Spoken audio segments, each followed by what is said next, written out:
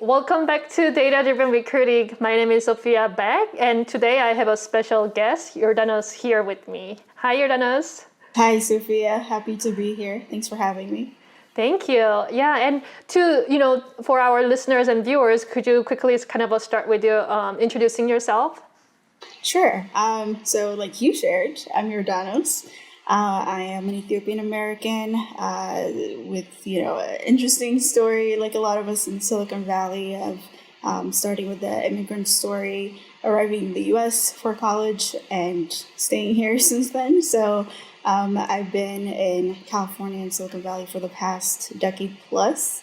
I like to call California my second home, but yeah. So came here for college, been here ever since. I've built my career working with startups and tech companies of all shapes and sizes. Every year I learn something new. Currently, I am with a company called Liftoff. I've been with Liftoff for almost 4 years now, which is crazy when you think about how quickly time flies. Yeah, and 4 years is a huge time in the startup world. So, Right, that's a full yeah, undergrad degree. yeah. Yeah. So looking forward to celebrating that full 4 year. And in general, being in the recruiting world allows you to see a lot of moving parts. So no day is the same as the previous one. So I like that versatility and moving parts that are constantly changing. Yeah, great. And since a lot of our listeners are also in recruiting or they are, hiring manager, taking on the recruiting role in a lot of senses, could you also share a little bit history of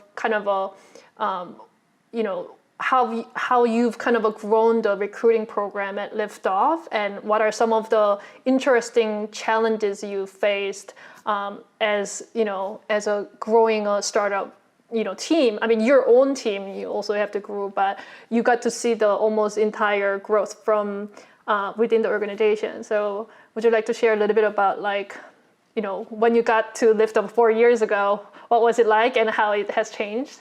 Sure. To start off, just to give a brief overview of what Liftoff does and what we're all about, we are a company, the core of which our product is about empowering and building this growth of engine for mobile app developers through mobile user acquisition, re-engagement, and general retention. And so we're really trying to build a mobile app ecosystem that's diverse, socially beneficial, and that really allows everyone, whether it's the mom and shops of developers to the big companies, provide that equal access to really push the ecosystem forward. So it's a really, you could say saturated market if you're just looking from the surface level perspective, but what we do and the way we do it is a little bit unique. And from the company and people perspective, I like to call Liftoff Silicon Valley's best kept hidden secret, if you will.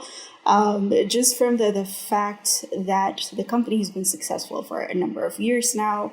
That's rare in Silicon Valley circles to have a startup that's profitable, doing well, continuing to do well. And from the caliber of talent and people we have, it's a really great organization from that standpoint. So to your question, when I joined the company almost 4 years ago, I was employee number 55. And now we're 250 plus employees, truly global. We only had our HQ office, which was Palo Alto then, New York and London, and Singapore and APAC.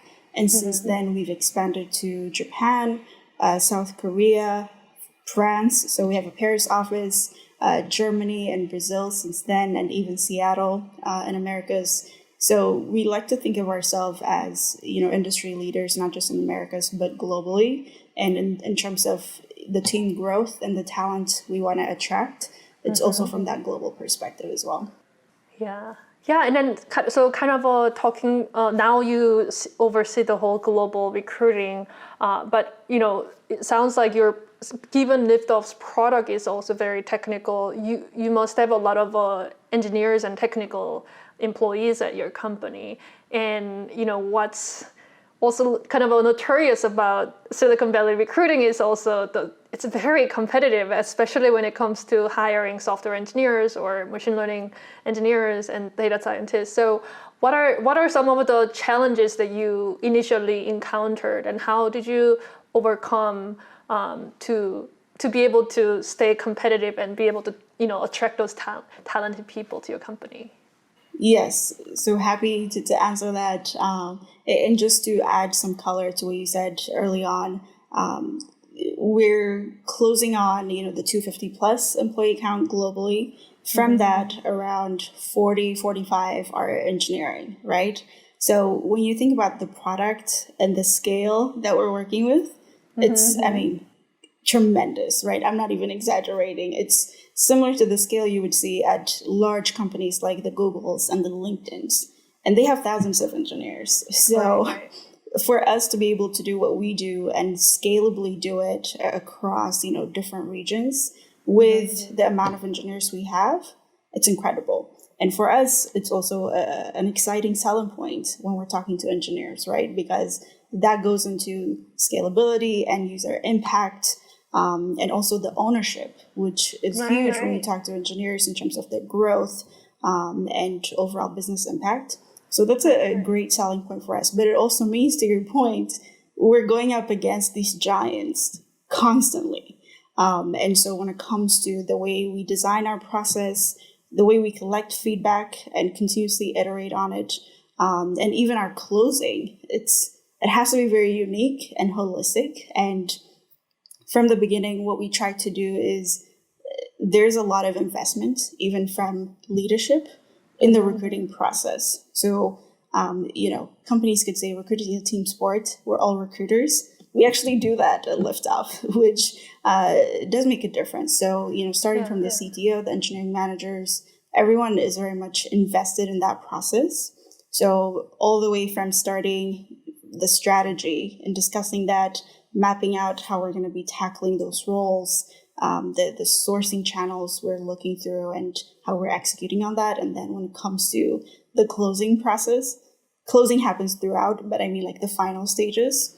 We don't just present the offer to candidates. We present it in a holistic manner where they really get to see what they would be coming into. So the opportunity is presented to them from different angles to give them a really good overview of this is how you fit into the picture. This is why we're excited about you joining. We call it Offer Social. And I know I'm letting like secrets out, but it's really about understanding the different points that connect to create a rewarding career for someone, right? Because we don't want them to just have a job, be at the company for a year and then leave. Retention is something that we care about. So if you look at our company, we have people that have been with us for 6-7 years. It's not the standard where they would be at the company for a year and leave. So yeah, that's like the Silicon Valley software. They get poached so much that they just change job every other year, right? Right. Yeah. So yeah, for us, the focus is not just the acquisition, but retention, making sure we have the environment that really lives up to everything we tell them about, throughout the process. And so after they get hired as a recruiter, I check in with them regularly. It's part of their ramp up and onboarding. And we have a very robust mentorship program as well to really make sure they're set up for success.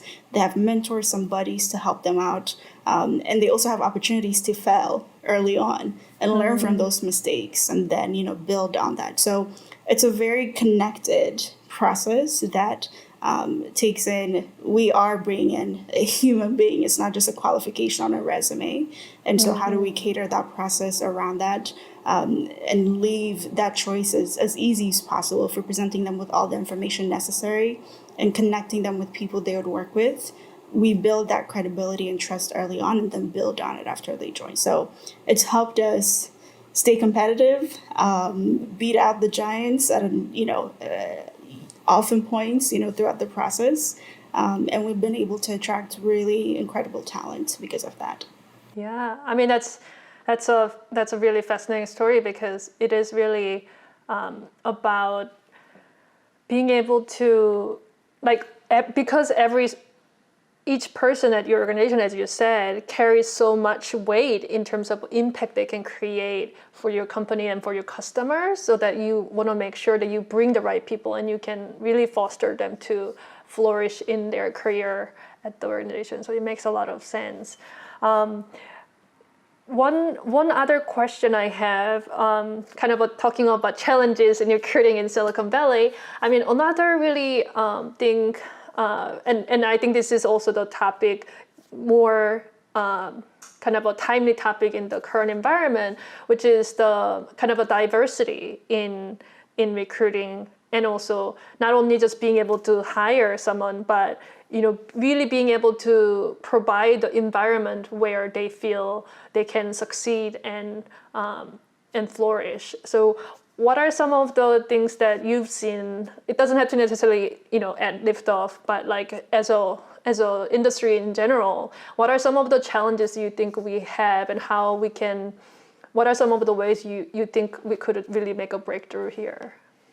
Right. And I mean, this is not the first time we're talking about diversity, right? In the tech industry, I've been on multiple panels. I hear that being talked about everywhere, essentially. And for me, especially now with everything that's happening, there's a lot of bias and misguidance when it comes to how do we tackle this, how do we change the current situation, and reframing the question of how do we make a difference in diversity needs to happen. That's like the starting point. For me, where we should be starting is how do we improve equity and inclusion in tech industry? Because if we're focused on just adding on or improving numbers from a token or representation value to say we have these diverse employees, that's really all about the PR statement, right? And we see the retention value in how employees are leaving and they're not even staying and being able to build a career at these companies. So we're not really making a difference in that sense. And for me, whenever these discussions come up, one of the first things that get raised similarly is, but we don't want to lower the bar. And for me, even that cognitive dissonance, whether they realize it or not, where the first thing we mention when we talk about diversity and making a difference there is lowering the bar, that's where we need to push and dig further, right? Yeah. We need to be asking, what is the bar? Why do we have the bar? And why are we even talking about lowering it? Right, because I think, I think that discussion I've also heard, and it really, really bothers me. I think, so, the Code Signal, we are focusing on skill assessment as our main product. And the reason, what got me first interested in this business in general was kind of also coming from that. I think I've started my career in an industry where there's not many women. And I kind of saw that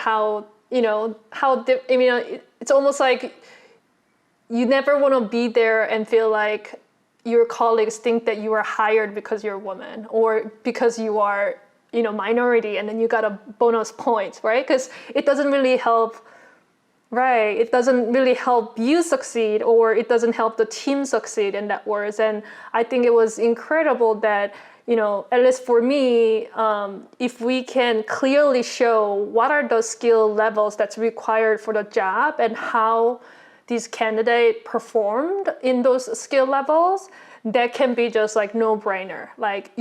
When you're looking at this candidate, you saw that this person was the top 5%, then, it's not going to be a talk of, she was hired or he was hired because, we lowered the bar and we need a diversity candidate, rather than that person was a top, performer and coming in.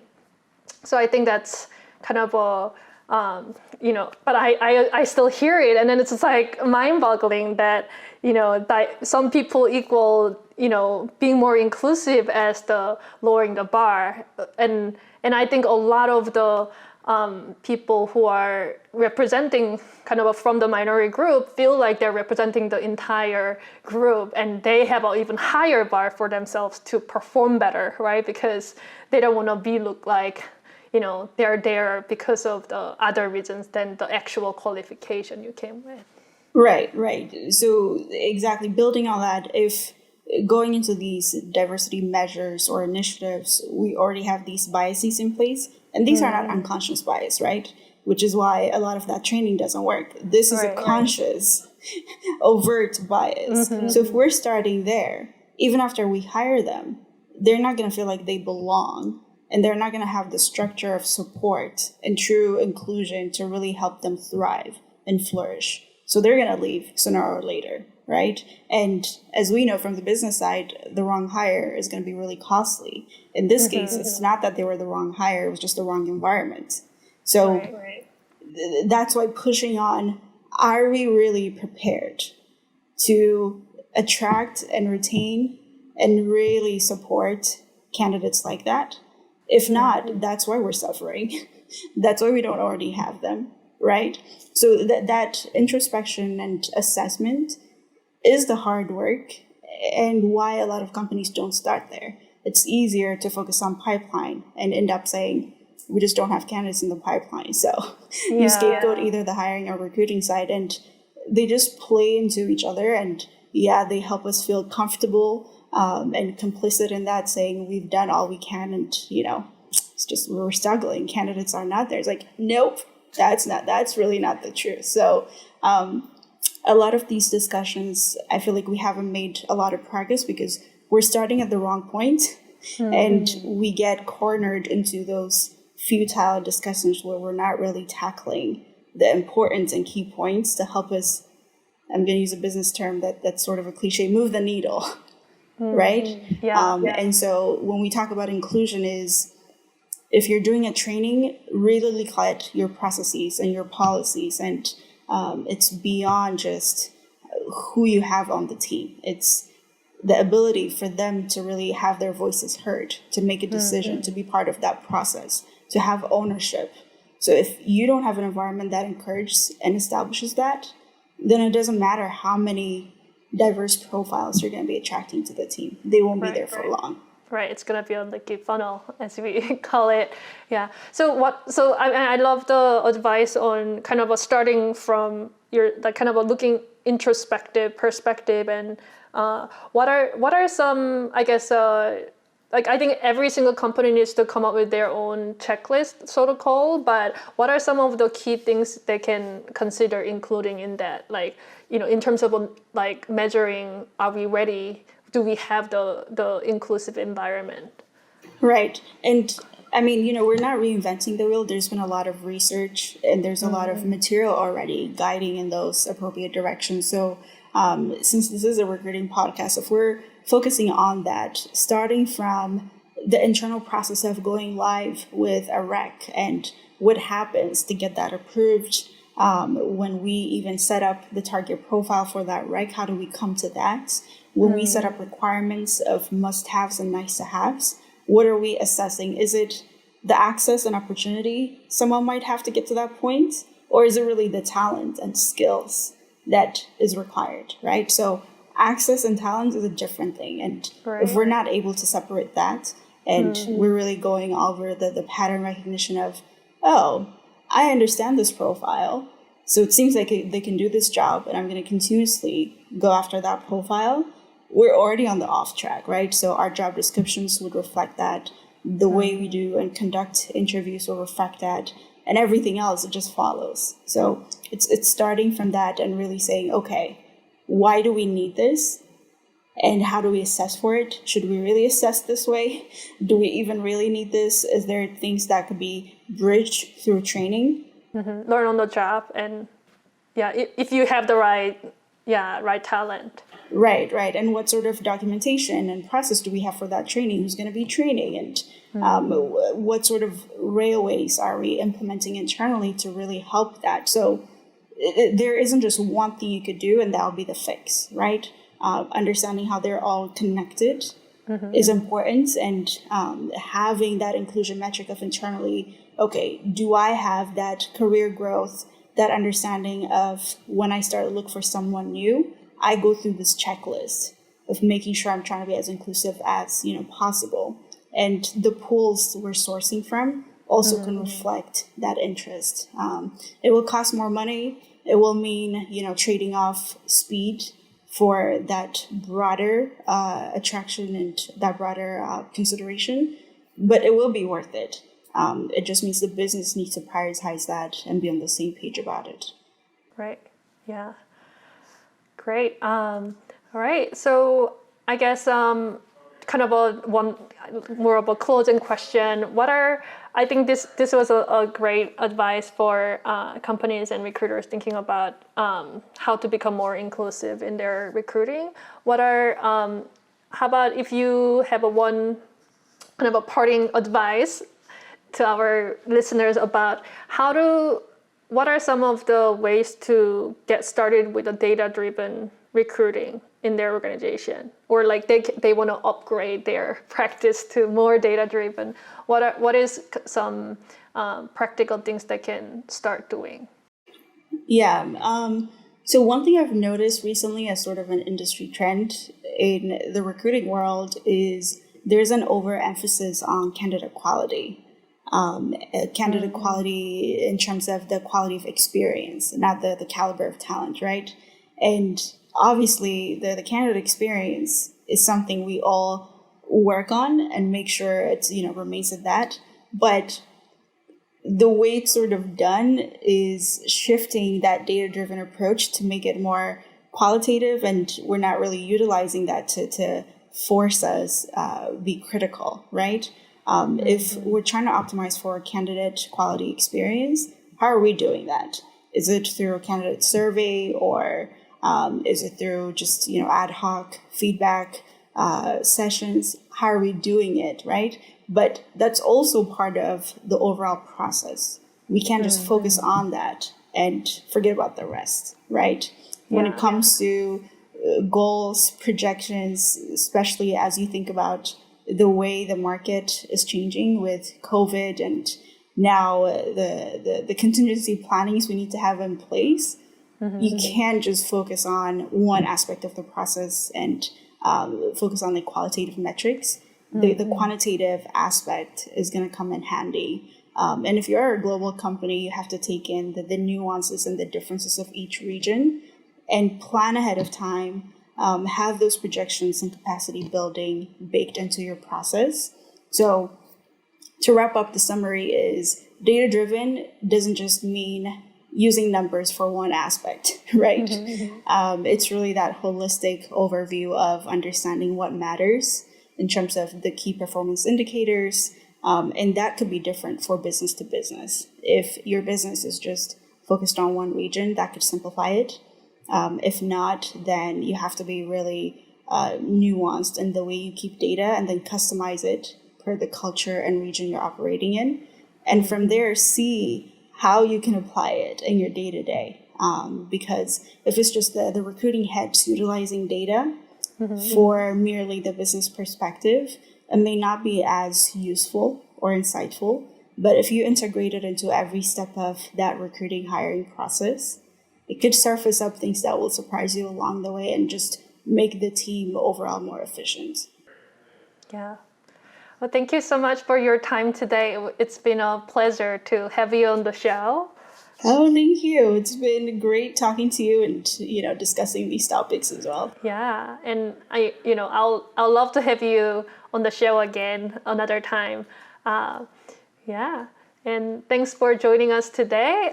For more tips and insights about data-driven recruiting, please visit ddr.codesignal.com.